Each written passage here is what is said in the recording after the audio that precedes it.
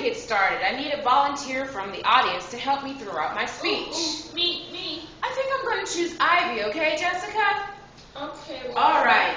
Ivy, before we get into the speech, I have to let you know that this is going to get a little up close and personal. Okay.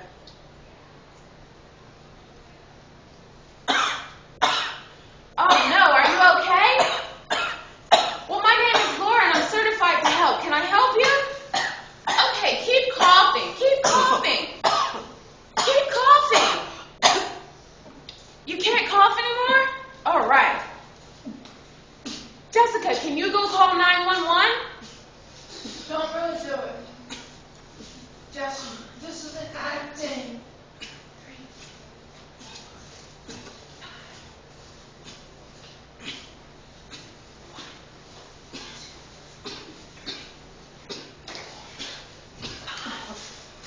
All right, thank you. Are you feeling much better?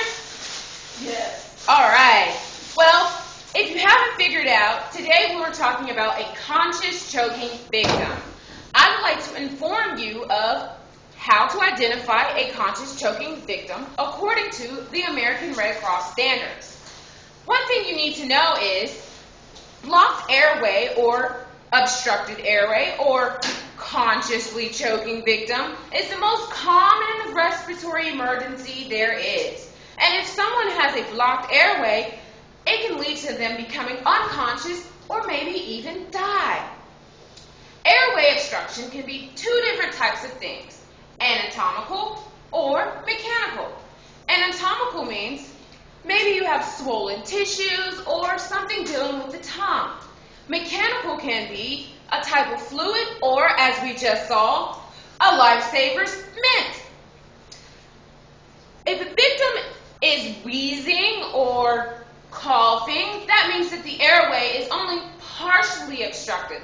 If the victim cannot cough or is not making any noises and cannot talk, that means that the victim's airway is completely obstructed, and we need to get 911 here as soon as possible. A conscious person who's clutching their throat, just like so, is a universal sign of choking. So today I'd like to go through the basic steps of helping a conscious choking victim. First thing we're going to do is, come on back up here. Thank you. We're going to ask our victim if they are choking.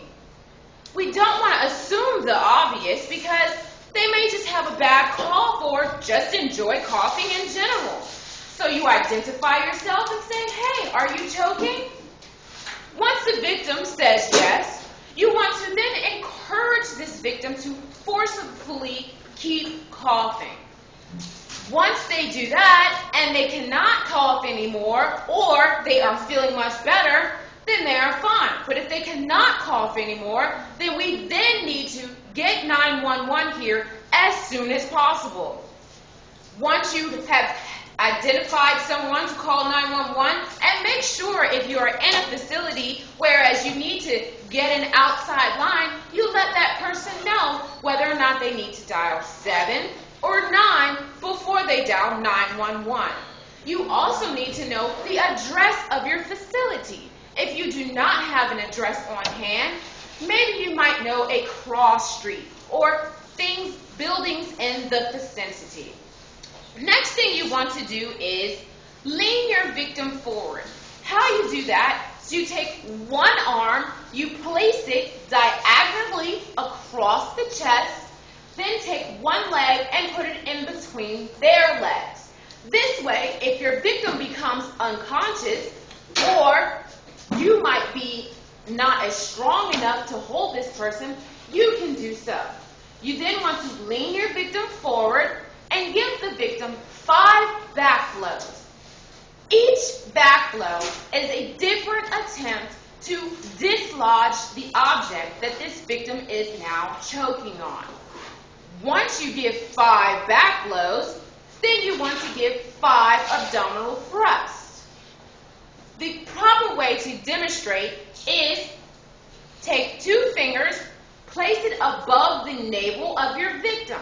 Now, if your victim so happens to be a child, before you start anything, you want to make sure you gain consent from the child's parent or guardian. If the parent or guardian is not around, then you just assume that it's okay. And you also may need to kneel behind the child in order to get your correct hand positioning for a child. So once again, 2 fingers, place it above the navel, then make a fist with the other hand and put it just above those 2 fingers. Now you're going to secure that fist with your other hand and you're going to give 5 abdominal thrusts.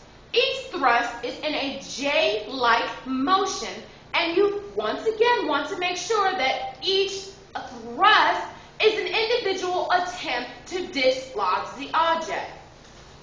1, 2, 3, 4, 5.